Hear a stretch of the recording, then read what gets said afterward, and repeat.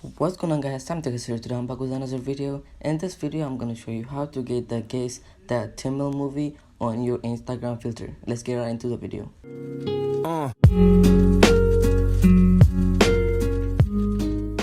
The first thing you have to do is you have to be the same profile I am right now at Back to the Future. After you go there, you're gonna click to the filter icon.